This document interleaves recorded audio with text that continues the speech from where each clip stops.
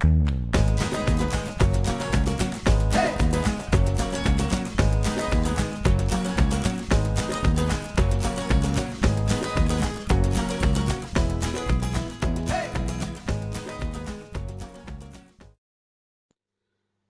buenos días a todos. Aujourd'hui, nous allons revoir comment conjuguer à l'impératif, c'est-à-dire comment donner des ordres. Rappelons que l'impératif se construit uniquement aux personnes tú, usted, nosotros, vosotros, ustedes. Petit rappel, usted y ustedes s'emploie pour vous voyez une ou plusieurs personnes, mais contrairement au français, il se conjugue avec la troisième et la sixième personne.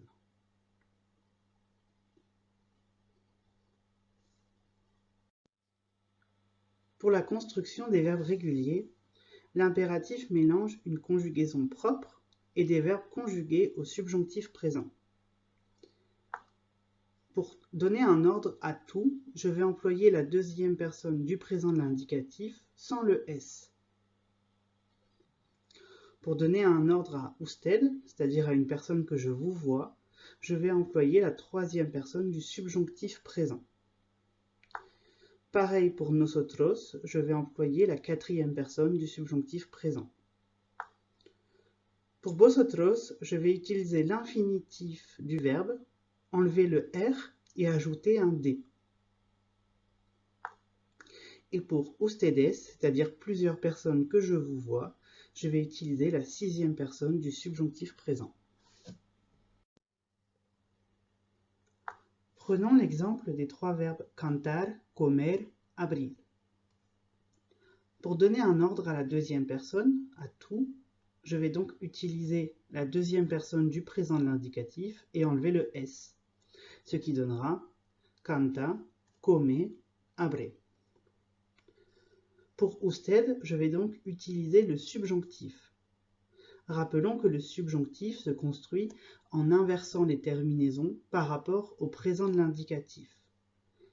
Si un verbe se termine en AR, au subjonctif, le verbe aura une terminaison en E. Et si le verbe se termine en ER ou IR, au subjonctif, le verbe aura une terminaison en A. Ce qui donnera usted cante, coma, abra. Pour nosotros, c'est la même chose. Cantemos, comamos, abramos. Pour vosotros, je vais utiliser l'infinitif du verbe, enlever le R et ajouter un D, ce qui donnera cantad, comed, abrid. Et pour ustedes, je vais utiliser de nouveau le subjonctif à la sixième personne. Voyons maintenant pour les verbes pronominaux, comme par exemple lavarse. Lorsque je vais donner un ordre avec un verbe pronominal, je vais faire l'enclise, c'est-à-dire que le pronom va se retrouver collé à la fin du verbe. Je vais donc conjuguer le verbe normalement à l'impératif et ajouter au bout le pronom qui correspond. Lavate, lavese, lavémonos, lavaos, lavense. J'attire votre attention sur vosotros. Le D disparaît lorsque j'ai un pronom qui est collé à la fin du verbe. C'est l'exemple que je donne en classe quand je vous dis sentaos.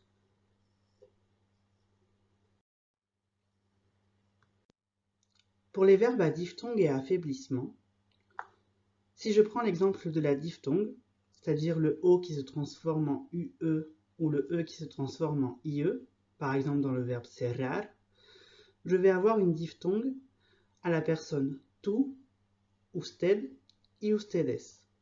Je n'aurai pas de diphtongue à nous et vous, comme c'est le cas dans la plupart des temps. Pour les verbes à affaiblissement, c'est-à-dire le E qui se transforme en I, j'aurai un affaiblissement à toutes les personnes, sauf à vous. Par exemple, avec le verbe medir, mesurer. Mide, mida, midamos, medid, midan.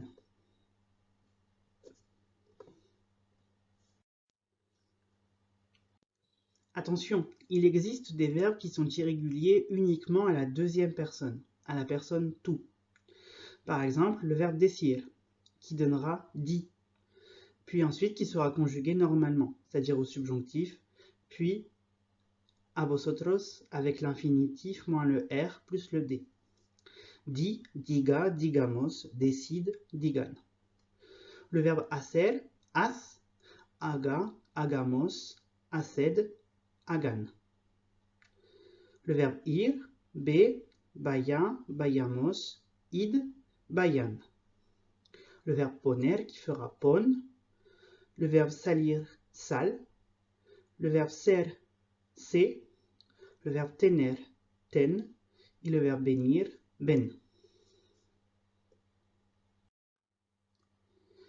Enfin, si je veux donner un ordre, une négation, une défense, je vais utiliser no plus le verbe au subjonctif pour toutes les personnes.